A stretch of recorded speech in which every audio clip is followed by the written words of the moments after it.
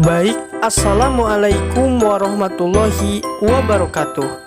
Bertemu lagi bersama kami kelompok 1. Di sini kami akan mempresentasikan mengenai peradaban Islam di Spanyol. Langsung saja yuk tonton videonya.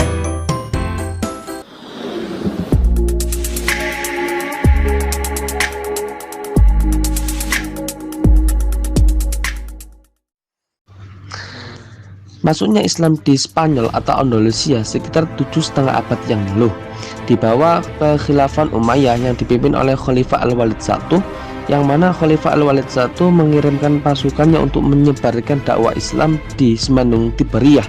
Pasukan tersebut bernama Tariq bin Ziyad, di mana Tariq bin Ziyad melakukan ekspansi atau penyebaran Islam dengan menguasai wilayah-wilayah yang berada di Semenanjung Tiberias, salah satunya yakni Andalusia atau Cordoba. Dan hal ini mengalami kemenangan sehingga Khilafah Umayyah mendirikan suatu provinsi di wilayah Andalus yang dipimpin oleh Tariq bin Ziyad. Tariq bin Ziyad diikuti oleh beberapa kasta golongan, yakni golongan Arab dan Barbar. Dan karena banyaknya golongan Barbar sehingga pemerintahan Provinsi Andalusia dipimpin oleh suku khas Barbar. Tahun berlalu, Khilafah Umayyah digulingkan oleh Khilafah Abbasiyah sehingga pemerintahan Provinsi Khilafah Andalusia tidak dapat dikontrol, sehingga muncullah Al-Fihrid, di mana seorang Al-Fihrid meminta kepada Khalifah Abbasiyah untuk mendirikan suatu kekhilafaan Andalusia di daerah Cordoba, Spanyol. Akan tetapi Khalifah Abbasiyah menolak, dan dengan keras kepala Al-Fihrid memproklamasikan sebuah negara di daerah Andalusia, tidak mengikuti oleh Abbasiyah.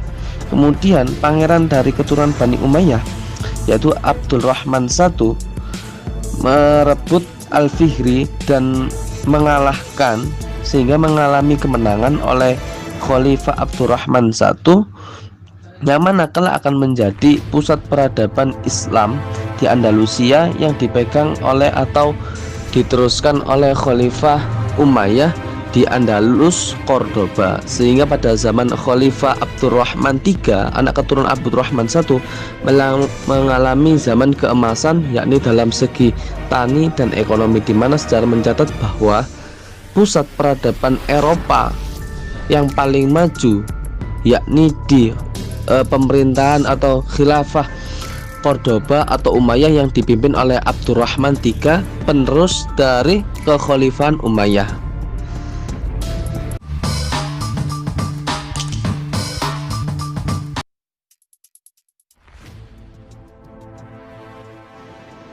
Perkembangan Islam di Spanyol.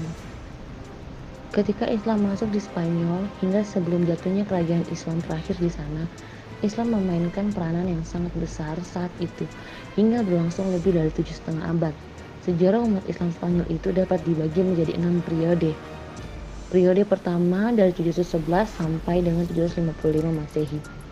Islam Spanyol pada periode ini berada di bawah pemerintahan para wali yang diangkat oleh Khalifah Bani Umayyah yang berpusat di Damaskus.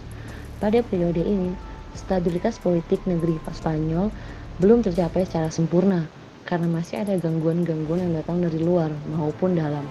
Gangguan dari dalam itu berupa perselisihan antara elit penguasa, terutama akibat perbedaan etnis dan golongan, terutama antara Barbar asal Afrika Utara dan Arab. Perbedaan etnis ini sering kali menimbulkan konflik politik, terutama ketika tidak ada figur yang tangguh. Di samping itu, terdapat perbedaan pendapat antara khalifah di Damaskus dan gubernur di Afrika Utara. Masing-masing mereka mengaku berhak menguasai Spanyol. Perbedaan pandangan ini yang menyebabkan seringnya terjadi perang saudara.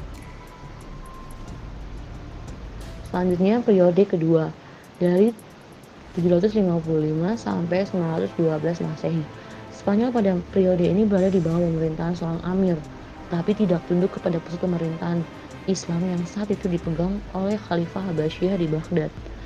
Amir yang pertama adalah Abdurrahman al-Dakhil, kemudian dilanjutkan oleh Hisham, Hakam I, Abdurrahman Al-Aus, Muhammad bin Abdurrahman, Munzir bin Muhammad, dan Abdullah bin Muhammad. Umat Islam Spanyol pada periode ini mulai memperoleh kemajuan-kemajuan di bidang politik dan peradaban. Misalnya, Abdullah Al-Dakhil mendirikan Masjid Cordova dan sekolah-sekolah besar di Spanyol. Hisham berjasa dalam menegakkan hukum Islam. Hakam terkenal dengan pembaharuan kemiliteran, sedangkan Abdurrahman Al-Aus terkenal sebagai penguasa yang cinta ilmu. Ia pernah mengundang para ahli dari dunia Islam lainnya untuk datang ke Spanyol sehingga kegiatan ilmu pengetahuan di Spanyol mulai semarak. Akan tetapi, dalam periode ini masih terjadi berbagai ancaman dan kerusuhan. Misalnya munculnya gerakan Kristen fanatik yang mencari kesyahidan sehingga mengakibatkan stabilitas negara terganggu. Gangguan paling serius pada periode ini datang dari umat Islam sendiri, yaitu golongan pemberontakan di Toledo yang membentuk negara kota pada tahun 1852 Masehi yang berlangsung selama 80 tahun. Dan yang terpenting adalah pemberontakan yang dipimpin oleh Hafsun dan anaknya di pegunungan dekat Malaga. Sementara masih sering terjadi perselisihan antara orang Barbar dan orang Arab. Periode ketiga. Pada periode ini, Spanyol diperintah oleh seorang penguasa yang bergelar khalifah. Gelar ini mulai dipakai pada tahun 929 Masehi. Khalifah besar yang memerintah pada periode ini adalah Abdurrahman Nasir dan Hakam dan Hisham. Pada masa ini, umat Islam Spanyol mencapai puncak kemajuan dan kejayaan, menyaingi kejayaan Daulah Abbasiyah di Baghdad. Terbukti dengan didirikannya Universitas Cordova oleh Abdurrahman Al-Nasir yang perpustakaannya memiliki ratusan ribu buku. Pada masa ini masyarakat dapat menikmati kesejahteraan dan kemakmuran dan pembangunan kota berlangsung cepat. Akan tetapi pada tahun 1013 jabatan khalifah sudah dihapuskan. Dan ketika itu Spanyol sudah terpecah-pecah dalam banyak sekali negara kecil yang berpusat di kota-kota tertentu. Periode keempat 1013 sampai 1086 Masehi. Pada periode ini Spanyol terpecah menjadi lebih dari 30 negara kecil di bawah pemerintah raja-raja golongan, yaitu Al-Mulk dan Al-Tawaif yang berpusat di suatu kota seperti Seville, Cordova, dan Toledo. Pada masa ini, umat Islam kembali memasuki masa pertikaian intern yang mengakibatkan terjadinya perang saudara. Ironisnya, di antara pihak-pihak yang berkait itu ada yang meminta bantuan kepada raja-raja Kristen. Dari sinilah orang-orang Kristen melihat kelemahan dan kekacauan keadaan politik umat Islam. Dan akhirnya orang-orang Kristen pada masa ini mulai berinisiatif untuk menyerang umat Islam. Periode kelima 1086 sampai 1248 Masehi. Pada periode ini, meskipun Islam Spanyol masih terpecah-pecah dalam beberapa negara, tetapi masih terdapat satu kekuasaan yang dominan, yaitu kekuasaan dinasti Murabitun 1086 sampai dengan 1143 Masehi dan dinasti Muwahhidun dari 1146 sampai 1235 Masehi. Dinasti Murabitun mulanya adalah sebuah gerakan agama yang didirikan oleh Yusuf ibnu Tashfin di Afrika Utara. Ia masuk ke Spanyol atas undangan penguasa Islam di sana yang tengah memikul beban berat memperjuangkan negerinya dari serangan orang Kristen. Pada tahun 1086, ia dan tentaranya masuk ke Spanyol dan berhasil mengalahkan pasukan Castilla. Akan tetapi penguasa-penguasa sesudah Ibnu Tashfin adalah raja-raja yang lemah hingga akhirnya kekuasaan dinasti ini berakhir dan digantikan oleh dinasti Mutawidun yang didirikan oleh Muhammad ibnu Tumar. Dinasti ini datang ke Spanyol di bawah pimpinan Abdul Munim. Dan antara tahun 1114 dan 1154, kota-kota penting seperti Cordova, Almeria, dan Granada jatuh ke bawah kekuasaannya. Dalam jangka beberapa dekade, dinasti ini mengalami banyak kemajuan dan kekuatan Kristen dapat dipukul mundur. Akan tetapi tidak lama setelah itu, dinasti ini mengalami keambrukan. Hingga pada tahun 1238 Masehi, Cordova dan Seville pada tahun 1248 Masehi jatuh ke tangan penguasa Kristen dan akhirnya seluruh Spanyol kecuali Granada lepas dari kekuasaan Islam. Periode ke-6 1248 sampai dengan 1492 Masehi. Pada masa ini kekuasaan Islam hanya ada di daerah Granada di bawah kekuasaan dinasti Bani Ahmar. Pada masa ini, umat Islam kembali mengalami kemajuan di bidang peradaban, akan tetapi secara politik, dinasti ini hanya berkuasa di wilayah yang kecil. Kekuasaan Islam yang merupakan pertahanan terakhir di Spanyol ini berakhir karena perselisihan orang-orang istana dalam memperebutkan kekuasaan. Abu Abdullah Muhammad merasa tidak senang kepada ayahnya karena menunjuk anaknya yang lain sebagai penggantinya. Akhirnya dia memberontak dan berusaha merampas kekuasaan, dan di dalam pemberontakan itu ayahnya terbunuh dan digantikan Muhammad ibn Sa'ad. Kemudian Abdullah meminta bantuan kepada Ferdinand dan Isabella untuk menjatuhkannya, dan akhirnya dua penguasa Kristen ini dapat mengalahkan penguasa yang sah dan Abu Abdullah naik tahta. Aspek-aspek peradaban yang paling menonjol di bidang kemajuan intelektual. Masyarakat Islam Spanyol merupakan masyarakat yang majemuk yang terdiri dari komunitas-komunitas Arab Utara dan Arab Selatan. Maka mereka memberi saham intelektual terhadap terbentuknya lingkup budaya Andalusia yang melahirkan kebangkitan ilmiah, sastra, dan pembangunan. Yang pertama, bahasa Arab. Ilmu pengetahuan berkembang dengan perentaraan bahasa Arab. Orang-orang Andalusia atau Spanyol, baik muslim maupun non-muslim, menerima dan mempelajari bahasa Arab. Akibatnya lahirlah beberapa ahli bahasa Arab, diantaranya Ibnu Khuruf, Ibnu Al-Hajj, Abu Hasan, Ibnu Asfar, Abu Hayyan Al-Gamati, dan Ibnu Malik yang mengarang kitab Alfiyah. Kemudian yang kedua, filsafat. Di Andalusia, filsafat Islam mencapai puncaknya, dan filosof-filosof ini antara lain Ibnu Tufail yang menulis buku Hayy Ibnu Yaqzan, buku filsafat yang berisikan cerita seorang anak, filsafat akal dan wahyu. Ibnu Bajjah yang dalam literatur Arab dikenal Dega Avenge Pes dan merupakan komentator karya-karya Aristoteles, ahli fisika dan ahli musik. Karya utamanya adalah Tadbir al-Matawahib.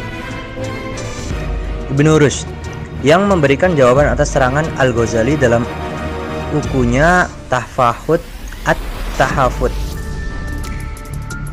dan komentar. Karena pengaruhnya yang besar, di Eropa muncul suatu aliran filsafat yang dikenal dengan nama Averroisme.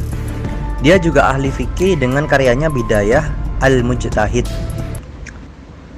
Kemudian di bidang sains, di Andalusia lahirlah orang-orang yang mempunyai keahlian dalam ilmu kedokteran, musik, matematika, astronomi, kimia, dan lain-lain, seperti Abbas ibnu Farnas, termasyhur dalam ilmu kimia dan astronomi, dan dia orang yang pertama mengemukakan pembuatan dari batu. Kemudian Ibrahim ibnu Yahya al-Naqas, terkenal dalam ilmu astronomi dan ia dapat menentukan terjadi gerhana matahari. Abu Ja'far Ahmad bin Muhammad al-Ghafiqi, terkenal dalam bidang obat-obatan dengan karyanya Al-Adawiyah Al-Mufradah. Kemudian Ibnu Al-Khatib yang menyusun riwayat Granada. Kemudian di bidang keempat, fikih. Dalam bidang fikih terkenal dengan beberapa tokoh, antara lain Abu Bakar Al-Kutiyah, Ibnu Hazzam yang menulis kitab Al-Musalla. Kemudian di bidang tasawuf, Andalusia memiliki nama-nama dalam bidang tasawuf seperti Muhyiddin Ibnu Arabi, sufi ternama yang menghasilkan banyak karya tulis antara lain Al-Futuhat Al-Makkiyah, penaklukan Mekah, dan terkenal dengan paham Wahdatul Wujud. Kemudian di bidang musik dan kesenian, dalam bidang musik dan seni suara, Spanyol Islam mencapai kecermelangan dengan tokohnya antara lain Hasan ibnu Nafi yang dijuluki Zaryab. Itulah sebagian dari kehebatan tokoh-tokoh yang pernah memberikan ilmunya pada dunia Islam, terutama di Andalusia yang sebelum kedatangan Islam sangat terbentuk.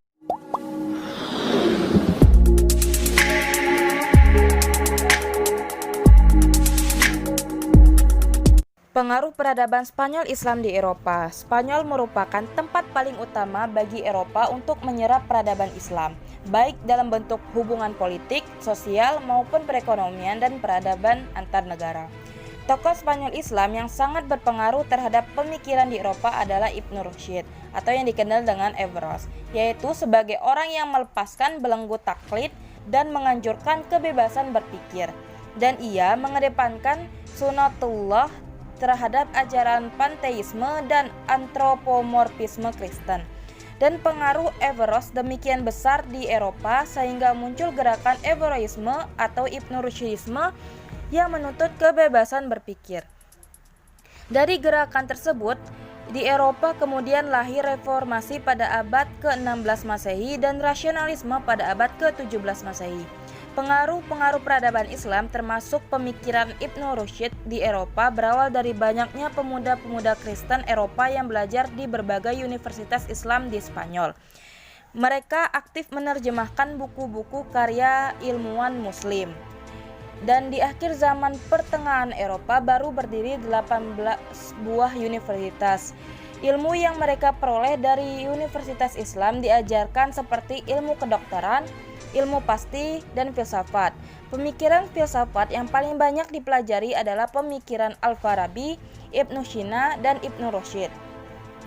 Pengaruh ilmu pengetahuan Islam di Eropa yang sudah berlangsung sejak abad ke-12 Masehi menimbulkan gerakan kebangkitan kembali pusaka Yunani di Eropa pada abad ke-14 Masehi.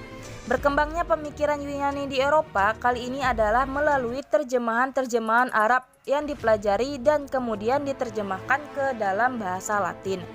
Setelah Islam terusir dari negeri Spanyol dengan cara yang sangat kejam, namun Islam membidani gerakan-gerakan penting di Eropa. Gerakan tersebut yaitu kebangkitan kembali kebudayaan Yunani klasik pada abad ke-14 Masehi yang bermula di Italia, gerakan reformasi pada abad ke-16, rasionalisme pada abad ke-17, dan pencerahan pada abad ke-18 Masehi. Dan juga bahasa Arab telah berpengaruh besar di Eropa selama Islam berada di Andalusia. Telah banyak nama-nama benda yang dikenal Barat berasal dari bahasa Arab. Karena lamanya Islam di sana tidak kurang dari 7.000 kata-kata Spanyol yang berasal dari bahasa Arab.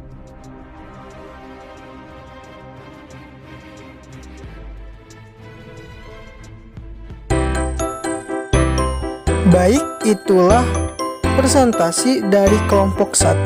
Semoga apa yang dipaparkan bermanfaat untuk kita semua ya. Amin ya robbal alamin. Baik, untuk itu saya Yudhistira Abdi Rizky mohon pamit undur diri. Sampai bertemu di video kelompok 1 yang lainnya. Wassalamualaikum warahmatullahi wabarakatuh.